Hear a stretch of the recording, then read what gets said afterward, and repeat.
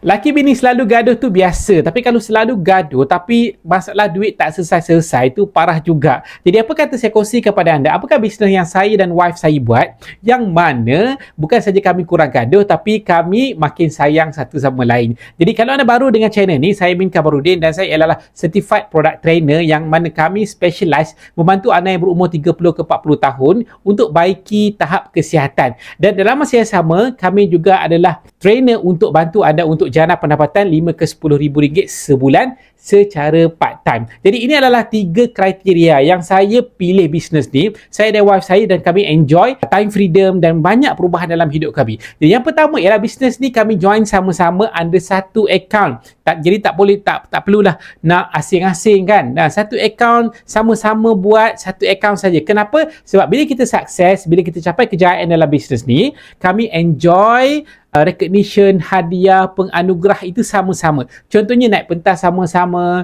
dapat dihargai sama-sama, diraikan sama-sama, boleh pergi travel sama-sama dan kita boleh rasa connection tu, kegembiraan kita menerima anugerah itu bersama-sama. Dan yang kedua ialah kami boleh combine market lelaki dan perempuan. Saya ada kawan saya, dia ada kawan dia. Jadi bayangkan produk itu boleh pergi kepada semua jenis lelaki dan perempuan, bukan satu jantina saja, maka kita boleh gabung jadi 2 market jadi besar lah.